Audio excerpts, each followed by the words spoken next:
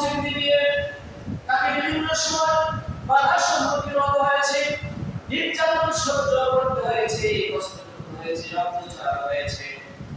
এরই ধারাবাহিকতায় অনেক দিন মুগিরা ভাষায় মক্কার বড় বড় কাফেররা রাসূলুল্লাহ সাল্লাল্লাহু আলাইহি ওয়াসাল্লামকে বলেন কিভাবে হাদিদের থেকে দূরে সরানো যায়, দুই রাখা সেই পরিকল্পনা করার জন্য তারা মদিনার ভাষায় সংসদ অধিবেশন রাখলেন। সংসদ অধিবেশনে সকল কাফের মুশরিকরা ওয়ালিদ মুগিরাকে জিজ্ঞেস করলেন, লিডার আপনি বলেন তিনি সিদ্ধান্ত নিন, যে সিদ্ধান্তের মাধ্যমে আমরা মুহাম্মদ সাল্লাল্লাহু আলাইহি ওয়াসাল্লাম সম্পর্কে মানুষের কাছে বলবো আর মানুষকে মুহাম্মদ সাল্লাল্লাহু আলাইহি ওয়াসাল্লাম থেকে দূরে রাখবো। ওয়ালিদ মুগিরা বললেন, না না, আমি বলবো বরং তোমরাই প্রস্তাব করো, তোমরা কি বলতে চাও? মুগিরা যখন বলল তোমরাই প্রস্তাব করো, তখন কাফেররা সকলে এই সমস্যার ঘোষণা করতে লাগলো, বলতে লাগলো। তারা বক্তব্য করলো যে আমরা বলবো মানুষের কাছে গিয়ে বলবো মুহাম্মদের একজন কাহিল গো, বলেন আউযুবিল্লাহ। কি বললেন? যে আমরা মানুষের কাছে গিয়ে বলবো, তাদের কাছে গিয়ে বলবো এই যে মুহাম্মদের কাছে তোমরা চেয়ে না, এই মুহাম্মদের কথা শোনো না, এই একজন বড়, এই একজন কাহিল। প্রিয় হাজিরিন উপস্থিতি, মজার ব্যাপার হলো মুগিরা হচ্ছে তাদের লিডার সন্তান। সাথে সাথে এই কথার মধ্যে প্রতিবাদ করলো মুগিরা নিজে বলল, না না না, মুহাম্মদ সাল্লাল্লাহু আলাইহি ওয়াসাল্লামকে তো কাহিল বলা যাবে না, গোপন বলা যাবে না। মুহাম্মদ সাল্লাল্লাহু আলাইহি ওয়াসাল্লামের কথা তো গুরুকের মতো নয়। মুহাম্মদ সাল্লাল্লাহু আলাইহি ওয়াসাল্লাম তো গুরুকের মতো চোখ বন্ধ করে কোনো কথা বলে না। আমরা যে কিছু হাতে নিয়ে তুলনা করে কিছু বলে না, আমরা যে কথাবার্তা বলে না, না না না, মুহাম্মদ সাল্লাল্লাহু আলাইহি ওয়াসাল্লামকে তোমরা বলো, এটা হবে সবচেয়ে চরম মিথ্যা কথা। আর এই মিথ্যা কথা বললে মানুষ তোমাদের কথা বিশ্বাস স্থাপন করবে না। এরপরে কিছু লোক বলল যে তাহলে আমরা তাকে বলবো পাগল, বলে না আউযুবিল্লাহ, বলে আমরা বলবো তাকে মজনুন, সে একজন পাগল। মানুষকে বলবো হাজিবন, আপনারা মুহাম্মদ সাল্লাল্লাহু আলাইহি ওয়াসাল্লামের কাছে যাবেন না, এই লোকটা হচ্ছে পাগল, এই লোকটা আবুল তাউল কথা বলে, নানা রকম কথা বলে মানুষের মধ্যে বিভ্রান্ত তৈরি করে। এই লোকটার কাছে আপনি যাবেন না, এই লোকটার কথা আপনারা শুনবেন না। এই কথা যখন প্রতিবাদ করে মুগিরা বললেন, না না না, মুহাম্মদ সাল্লাল্লাহু আলাইহি ওয়াসাল্লামকে মজবুত করা যাবে না, পাগল করা যাবে না। মুহাম্মদ সাল্লাল্লাহু আলাইহি ওয়াসাল্লাম এত সুন্দর কথা বলে, এত পরিমাণ কথা বলে, তার চেহারার মধ্যে কোনো পাগলের ছাপ নাই, তার চুল সুন্দর সোনা, তার চুল হলো এলোমেলো, তার পোশাকও পাগলের মতো পোশাক না।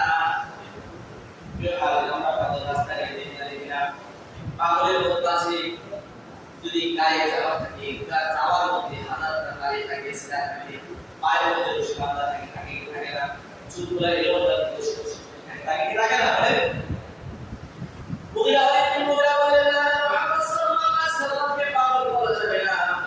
এই কথা তো পাগলের কথা না। মুহাম্মদ সাল্লাল্লাহু আলাইহি ওয়াসাল্লামকে তোমরা পাগল বলো, এটা তার সাথে যায় না, বলেন সুবহানাল্লাহ। এরপরে সকলে বলে, তাহলে আমরা তাকে বলবো একজন মুহাম্মদ সাল্লাল্লাহু আলাইহি ওয়াসাল্লাম একজন কবি, আমরা তাকে কবি বলে চালিয়ে দেব। বলে মুগিরা তাদেরকে থামিয়ে দিয়ে এবার বললেন, মুহাম্মদ সাল্লাল্লাহু আলাইহি ওয়াসাল্লামকে কবি বলা যায় না, শায়ের বলা যায় না। আমরা তো কবিদের কথা শুনি, কবিদের কবিতা শুনি, সাহিত্যের সাহিত্য রচনা করে শুনি। মুহাম্মদ সাল্লাল্লাহু আলাইহি ওয়াসাল্লাম যে সমস্ত কথাবার্তা বলেন, এই কথাবার্তা তো কবিদের কথাবার্তার মতো নয়। মুহাম্মদ সাল্লাল্লাহু আলাইহি ওয়াসাল্লাম তোমরা কবি বলো, এটাও হবে মিথ্যা কথা। সুবহানাল্লাহ। এরপর সবাই সমস্যার বলতে তাহলে আমরা মুহাম্মদ সাল্লাল্লাহু আলাইহি ওয়াসাল্লামকে বলবো একজন জাদুকর। কি বলবো? জাদুকর বলবো। ওই তিন মহিলা আপনাকে খাবে বলেন খাবো। মুহাম্মদ সাল্লাল্লাহু আলাইহি ওয়াসাল্লাম একজন মানুষ। মুহাম্মদ সাল্লাল্লাহু আলাইহি ওয়াসাল্লাম তার কথাবার্তা বড়ই মিষ্টি মধুর কথাবার্তা। তার কথার মধ্যে কোনো জাদুকারী প্রভাব নাই। সে তো জাদুকর নয়, সে একজন সন্তান পৃথিবীর সন্তান। তার কথায় একটু জাদুতন্ত্র পাওয়া যায় না, তাকে জাদুকর বলা যাবে না। ওই মহিলার সমস্ত কথাবার্তা শুনে মক্কার অন্যান্য এলাকা অন্যান্য সাধারণ মুশরিকরা বললেন, তাহলে আমরা কি বলবো? মুহাম্মদ সাল্লাল্লাহু আলাইহি ওয়াসাল্লামকে তাহলে আমরা কি সম্বোধন করব? বললেন, আল্লাহর শপথ, আল্লাহর শপথ করে বলছি। মুহাম্মদ সাল্লাল্লাহু আলাইহি ওয়াসাল্লামের কথাবার্তা বলে মিষ্টি, তার শব্দময় মধুর করে শব্দ, তার শাখা প্রশাখা বড়ই মনোমুগ্ধকর সুন্দর। তাহলে তুমি আমাকে একটু সময় দাও, আমি একটু ভেবে চিন্তে কথা বলি। মহিলাকে বলতে পারো, তিনি ভাবতে লাগলো, ফিকির করতে লাগলো, মুহাম্মদ সাল্লাল্লাহু আলাইহি ওয়াসাল্লামকে কি বলা যায়। তিনি যতই ভাবতে লাগে, কিন্তু মুহাম্মদ সাল্লাল্লাহু আলাইহি ওয়াসাল্লামকে এমন লক্ষ্য দেওয়া যায় না যেটা মুহাম্মদ সাল্লাল্লাহু আলাইহি ওয়াসাল্লামের সাথে যায়। সুবহানাল্লাহ।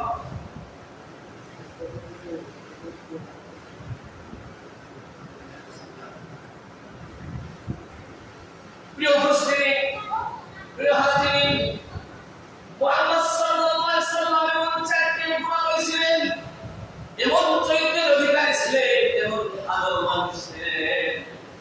তার জনক শত্রুরাও তাকে স্নেহ করত, ভালোবাসত, মহব্বত করত এবং সম্মান করত। সুবহানাল্লাহ।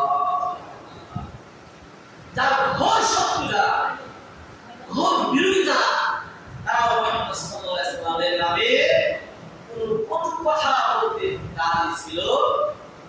প্রিয় হাজিরিন, আমরা বর্তমানে লক্ষ্য করছি পৃথিবীর বিভিন্ন অঞ্চলে মুহাম্মদ সাল্লাল্লাহু আলাইহি ওয়াসাল্লামের বিরুদ্ধে কথাবার্তা বলা হয়। মুহাম্মদ সাল্লাল্লাহু আলাইহি ওয়াসাল্লামের চরিত্রের মধ্যে কালিমা লেখন করা হয়। মুহাম্মদ সাল্লাল্লাহু আলাইহি ওয়াসাল্লামকে কথা বলা হয়। এমনকি নামদারি কিছু মুসলমানের বাচ্চাও কাছ থেকে মুহাম্মদ সাল্লাল্লাহু আলাইহি ওয়াসাল্লামের বিরুদ্ধে কথা বলে থাকে। প্রিয় হাজিরিন, প্রিয় উপস্থিতি, এরপর আমরা চিন্তা ভাবনা করে বলবো, ঠিক আছে,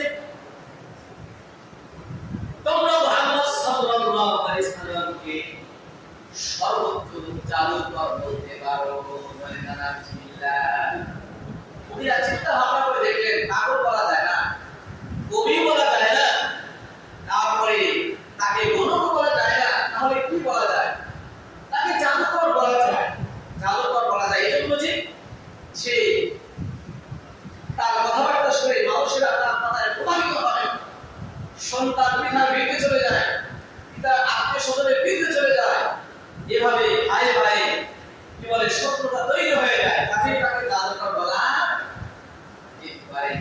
আল্লাহ রাব্বুল আলামিন কালামে পাকে বুঝিরা সম্পর্কে বলেন, ইন্নাহু ফাক্কারা ওয়া qaddar ফাকুতিলা কাইফা qaddar থুম্মা নাদারা থুম্মা আবাসা ওয়া বাসার থুম্মা আদবারা ওয়াস্তাকবার ফাকালা ইন হাদা ইল্লা সিহরুন ইউসার ইন হাদা মাওলুদ বাশার।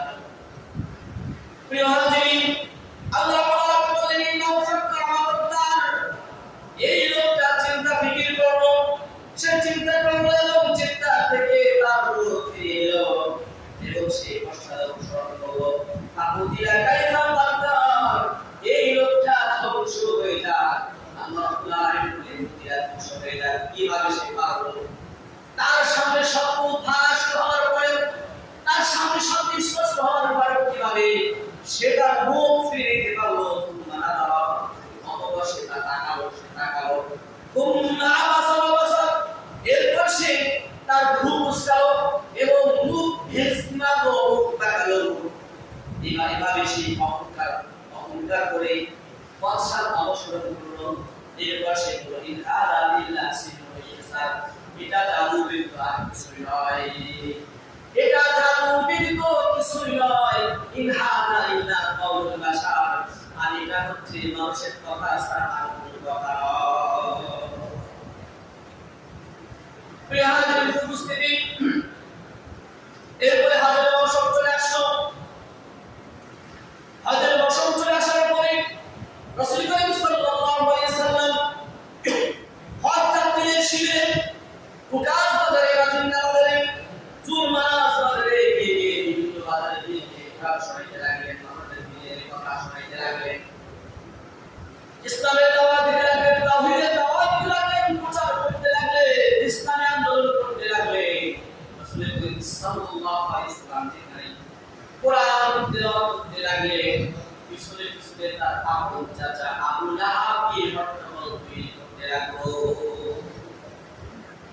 আপন চাচা আবু লাহাব রাসূল করিম সাল্লাল্লাহু আলাইহি সাল্লামের পিছনে পিছনে থাকতো আর যখনই তিনি কোরআন তেলাওয়াত করতে আরম্ভ করতেন তিনি কি করতেন হট্টগোল তৈরি করতেন তিনি মানুষদেরকে বললেন এই মুহাম্মদের কথা শোনো না এই লোকটা পাগল এই লোকটা বলো এই লোকটা জাদুকর এই লোকের কথা শোনো না এই লোক ভাই ভাই মধ্যে শত্রুতা তৈরি করে দেয় এই লোকটা আমাদের পূর্বপুরুষের ধর্মকে মিথ্যা প্রতিপন্ন করে গালমন্দ করে এই লোকের কথা শোনা তোমরা শোনা মরে মরে বাজারে বাজারে ইসলামের দুশমনেরা শত্রুরা মুহাম্মদ সাল্লাল্লাহু আলাইহি ওয়াসাল্লামের বিরুদ্ধে ভাবে গান বন্ধ করতে লাগলেন এভাবে সরকার করতে লাগলেন মজার ব্যাপার হলো তারা যেহেতু মুহাম্মদ সাল্লাল্লাহু আলাইহি সাল্লামের বিরুদ্ধাচরণ করলেন মুহাম্মদ সাল্লাল্লাহু আলাইহি সাল্লামের কথা বললে এই লোকটা মিথ্যা নবুয়তের দাবি করেছে যদিও তারা মিথ্যা বলেছে কিন্তু তারা বুঝেছে যে লোকটা একজন লোক আসছে যার নাম মুহাম্মদ সাল্লাল্লাহু আলাইহি সাল্লাম তিনি নবুয়তের দাবি করেছেন একাত্মবাদের দাওয়াত দিচ্ছে এই কথাটা মানুষের কানে কানে পৌঁছে গেল সুবহানাল্লাহ তারা বলেছে নেগেটিভ ভাবে যদিও নেগেটিভ ভাবে বলেছে মুহাম্মদ সাল্লাল্লাহু আলাইহি সাল্লামের একাত্মবাদকে এতগুলো মানুষের কাছে দেওয়া সম্ভব ছিল না কিন্তু তারাই বিরুদ্ধাচরণ করার পরিবর্তে বিরুদ্ধাচরণ করেছে ঠিকই কিন্তু এটা ইসলামের পক্ষে চলে গেছে অন্তত তারা বুঝতে পেরেছে বা শুনতে পেরেছে মক্কায় একজন লোক আবির্ভাব হয়েছে যিনি নবুয়তের দাবি করেছে এদের মধ্যে কিছু মানুষ সৌত হয়ে মুহাম্মদ সাল্লাল্লাহু আলাইহি সাল্লামের কাছে আসবে তাকে দেখলেন তার সাথে বসলেন তার কথা শুনলেন তার কথা এত সুন্দর কথা এত উন্মুক্তকর কথা এত চমৎকার কথা তার চেহারা এত সুন্দর চেহারা তার হাসি করা ফুটন্ত গোলাপের মতো হাসি সুবহানাল্লাহ তাকে দেখেই তার মায়ায় তার ভালোবাসায় সঙ্গে পড়ে গেল সুবহানাল্লাহ কেউ কেউ তখনই সিদ্ধান্ত নিল ইসলাম গ্রহণ করার জন্য আবার কেউ কেউ বাসায় গিয়ে এলাকায় গিয়ে তার সম্পর্কে আলোচনা করলো তাকে দেখার জন্য মানুষের কৌতূহল সৃষ্টি হয়ে গেল সুবহানাল্লাহ এইভাবে হজের বছর শেষ হয়ে গেল মুহাম্মদ সাল্লাল্লাহু আলাইহি সাল্লাম দিনের দাওয়াত কি দেওয়া বন্ধ করে দিলেন নাকি আরো জোরে সোরে দিতে লাগলেন বলেন মুহাম্মদ সাল্লাল্লাহু আলাইহি সাল্লাম দিনের দাওয়াত আরো জোরে সোরে দেওয়া আরম্ভ করলেন প্রিয় হাজির মুহাম্মদ সাল্লাল্লাহু আলাইহি সাল্লাম যখন দিনের দাওয়াত দিচ্ছেন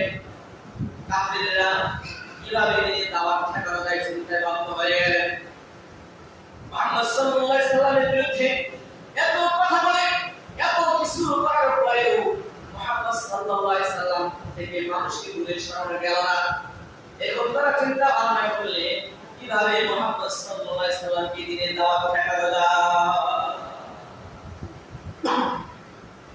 দিনের দাওয়াত ঠেকানোর জন্য তারা বিভিন্ন বিরুদ্ধাচরণ করতে আরম্ভ করলেন সর্বপ্রথম বিরুদ্ধাচরণ তারা মানুষের কাছে যে পাগল বলা আরম্ভ করলেন গুরু বলা আরম্ভ করলেন কাহিন বলা আরম্ভ করলেন কবি বলা আরম্ভ করলেন শায়র বলা আরম্ভ করলেন আল্লাহ সব কথা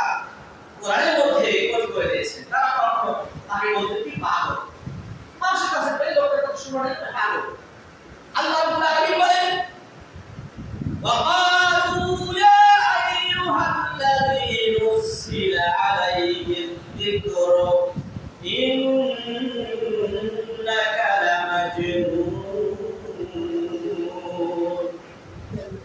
লোকেরা বলল যে ব্যক্তি ইয়া আইয়ুহাল্লাযীনা নুযিলা আলাইহিম যিকর যে লোকটা উপর কোরআন নাযিল হয়েছে এই লোকটা একদম পাগল হয় নাউযুবিল্লাহ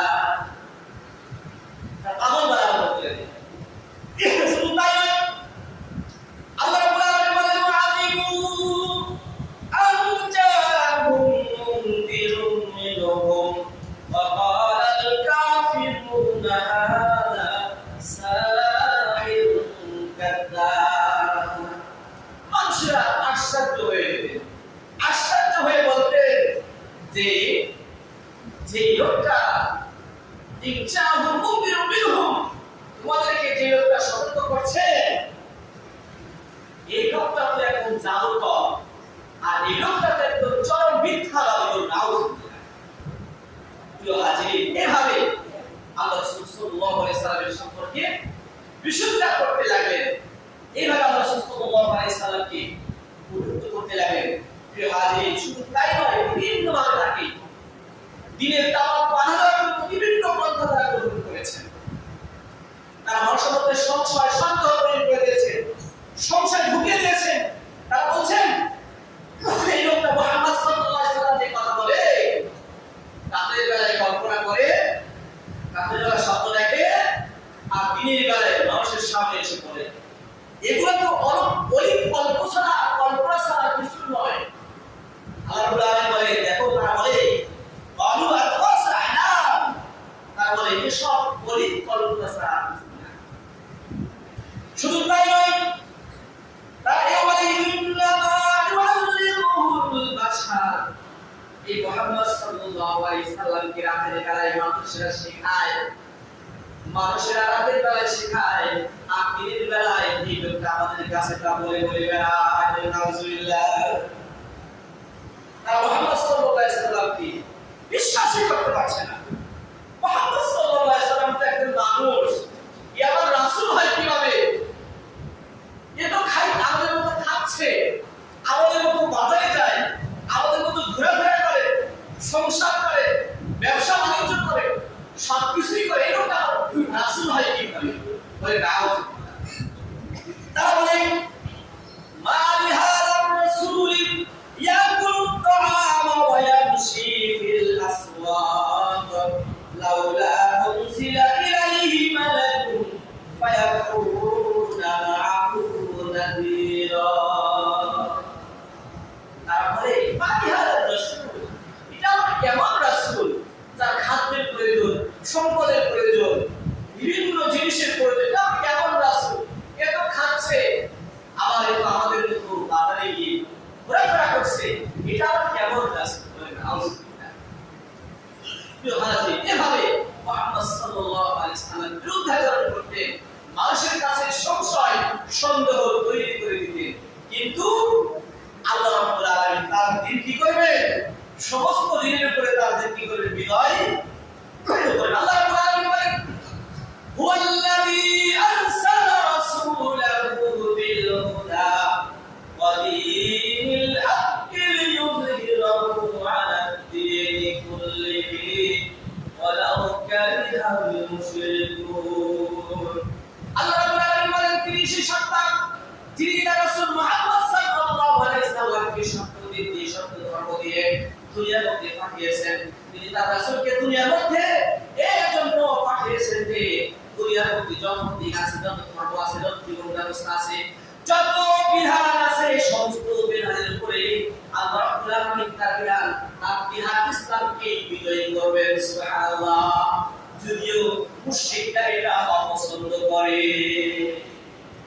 সুবহানাল্লাহ আল্লাহ রাব্বুল আলামিন বলেন আমার রাসূলকে আমি দ্বীন সহকারে সত্য ধর্ম সহকারে এজন্যই পাঠিয়েছি দুনিয়ার মধ্যে যত মতবাদ আছে সমস্ত মতবাদের উপরে আমার দ্বীন ইসলামকে একমাত্র বিজয় করার জন্য আমি মুহাম্মদ সাল্লাল্লাহু আলাইহি সাল্লামকে পাঠিয়েছি বলেন সুবহানাল্লাহ প্রিয় হাজির ইসলাম আমাদের কাছে এত সহজেই আসে নাই ইসলাম আমাদের কাছে আসতে গিয়ে অনেক বাধার সম্মুখীন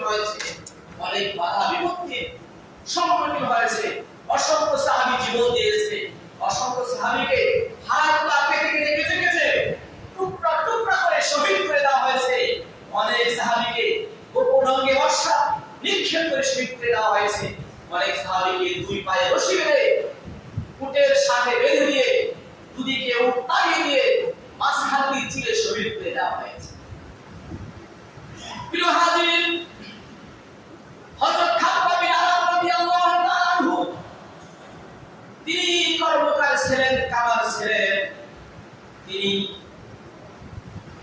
আগুনের কয়লার মধ্যে তা দিয়ে অস্ত্রপাতি বানাতেন। এই খাব্বাব বিন আরাদ খুজুরা করতেন। উম্মু আম্মার বিন গিলান নামী এক মহিলার বিরুদ্ধে আসছিলেন।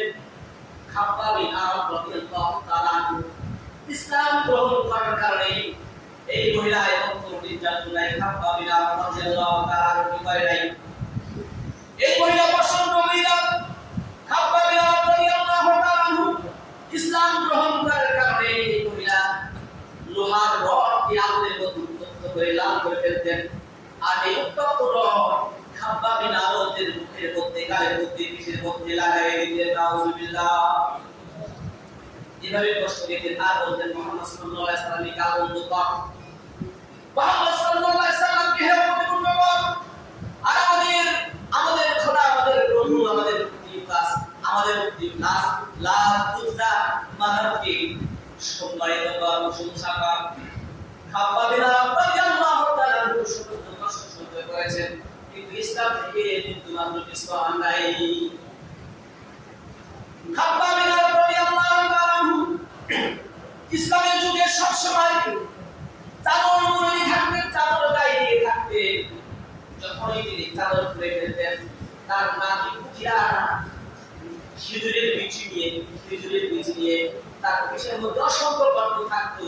সেই গর্তের মধ্যে খেজুরের বিচি লুকিয়ে খেলা করতো। প্রিয় হাজির, খাব্বাব বিন আরাদের পিঠে গর্তে এবং এমনি হয় নাই। খাব্বাব বিন আরাদ রাদিয়াল্লাহু তাআলা ইসলাম গ্রহণ করার কারণে সেই আব্বার বিন কিবার সেখান থেকে মহিলা আগুনের কয়লাকে উত্তপ্ত করে আগুনের কয়লাকে পিছিয়ে দিয়ে সেই আগুনের কয়লার উপরে খাব্বাব বিন আরাদ রাদিয়াল্লাহু তাআলা শোয়া দিতেন। শোয়া দিয়ে পিঠের বুকের মধ্যে পাথর চাপা দিয়ে রাখতেন। এই আগুনের কয়লাগুলো খাব্বাব বিন আরাদ রাদিয়াল্লাহু তাআলা পিঠের বুকে ঢুকে চর্বি দ্বারা সেই আগুনগুলো আস্তে আস্তে একাই নিভে যেত। এভাবে খাব্বাব বিন আরাদ রাদিয়াল্লাহু তাআলা বিলাল ইতিহাস আপনারা জানেন। বিলালকে গলায় রশি বেঁধে মক্কার অলিতে গলিতে সফরাদের মাধ্যমে টেনেছে। বিলাল রাদিয়াল্লাহু তাআলাকে পিঠের মধ্যে পাথর চাপা দিয়েছে, উত্তপ্ত বালুর মধ্যে শুয়ে রেখেছে। আর বলেছে মুহাম্মদ সাল্লাল্লাহু আলাইহি ওয়াসাল্লাম সাবি, ইসলাম সাবি, নাকি তার জীবন চলে যাবে। সেই বিলাল রাদিয়াল্লাহু তাআলা বলেছেন জীবন চলে যেতে পারে, ইসলাম থেকে বিন্দু মাত্র কিছু পাওয়া যাবে না। সুবহানাল্লাহ। একদিন বিলাল রাদিয়াল্লাহু তাআলাকে এভাবে উত্তপ্ত বালুর মধ্যে শুয়ে নির্যাতন করছেন। এদিকে আবু বকর রাদিয়াল্লাহু তাআলা দেখে 100 দিরহাম দিয়ে বিলাল রাদিয়াল্লাহু তাআলাকে ক্রয় করে বিলাল রাদিয়াল্লাহু তাআলাকে আদা করে দিলেন। সুবহানাল্লাহ। প্রিয় ভাইরা, প্রিয় হাজিরিন, আম্মার রাদিয়াল্লাহু তাআলা 17 বছর যুবক ছিলেন। এই আম্মার রাদিয়াল্লাহু তাআলাকে এরকম ভাবে নির্যাতন করেছে, আবু জেহেল শারীফ উম্মায়ের পাপিষ্ঠরা এমন নির্যাতন করেছে। 16-17 বছরের যুবক কিশোর, এই বালককে কিশোরকে যখন নির্যাতন করেছে, তাকে প্রহার করতে যে পর্যন্ত সে বেহুশ না হতো, সেই পর্যন্ত তাকে নির্যাতন করতেই থাকতো। একদিন তাকে নির্যাতন করলে তিনি বেহুশ হয়ে গেলেন। আবার তাকে নির্যাতন করা বন্ধ করে দেওয়া হলো। আবার তার হুঁশ আসলো। আবার তাকে নির্যাতন করলেন। আবার বেহুশ হয়ে গেলেন। আবার নির্যাতন আরম্ভ করে দিলেন এবং বললেন, আম্মা তুমি যদি ইসলাম না ছাড়ো, মুহাম্মদ সাল্লাল্লাহু আলাইহি ওয়াসাল্লামের ধর্ম যদি না ছাড়ো, তাহলে তোমাকে মারতে একদম মেরে ফেলা হবে। তুমি জীবন চাও না ইসলাম চাও। আম্মা রাদিয়াল্লাহু তাআলা এমন ভাবে মারতেছিলেন, আম্মা রাদিয়াল্লাহু তাআলা মায়ের সহ্য করতে না পেরে একজন মানুষ কতই আর সহ্য করতে পারে? জীবনকে মানুষের উপর নির্যাতন করা হয়, সে কতটুকুই বা সহ্য করতে পারে? 17-18 বছরের একজন যুবক শেষ পর্যন্ত আল্লাহ রাদিয়াল্লাহু তাআলা ইসলাম থেকে তাদেরকে বললেন, ঠিক আছে আমি ইসলাম ছেড়ে দিলাম, আমাকে আর নির্যাতন করো, আমাকে আর কষ্ট দিও না, ইসলাম ছেড়ে দিলাম। আল্লাহ রাদিয়াল্লাহু তাআলা নবী করিম সাল্লাল্লাহু আলাইহি ওয়াসাল্লামের কাছে গিয়ে চোখের পানি ছেড়ে দিয়ে বললেন, ইয়া রাসূলুল্লাহ সাল্লাল্লাহু আলাইহি ওয়াসাল্লাম, আমাকে ভাই নির্যাতন করা হয়েছে, নির্যাতনের এক পর্যায়ে আমি ইসলাম থেকে ইসলামকে স্বীকার করেছি। ইয়া রাসূলুল্লাহ সাল্লাল্লাহু আলাইহি ওয়াসাল্লাম, আল্লাহ রাব্বুল আলামিন আমাকে কি maaf করবে? মানে এত নির্যাতন করেছেন, তিনি ইসলাম থেকে বের হয়ে গেছেন। তাদের সামনে ইসলাম অস্বীকার করেছেন। রাসূল করিম সাল্লাল্লাহু আলাইহি ওয়াসাল্লামকে বলার পরে আল্লাহ রাব্বুল আলামিন কালামে পাকের আয়াত দিয়ে জিবরাইল সালামকে পাঠিয়ে দিলেন। আল্লাহ রাব্বুল আলামিন ঘোষণা করলেন,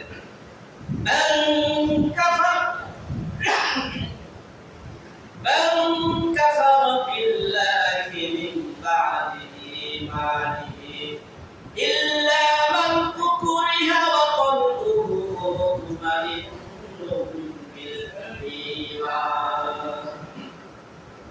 من كفر بالله من بعد إيمانه যারা ইসলাম গ্রহণ করার পরে ঈমান আনয়ন করার পরে যারা ইসলাম থেকে দূরে সরে যাবে, ইসলাম অস্বীকার করবে, ইসলাম থেকে খারিজ হয়ে যাবে, আল্লাহ রাব্বুল আলামিন তাদেরকে ধ্বংস করে দেবেন, তাকে নির্যাতন করবেন, তাদেরকে আযাবের শাস্তি দ্বারা তাদেরকে আযাব দেবে।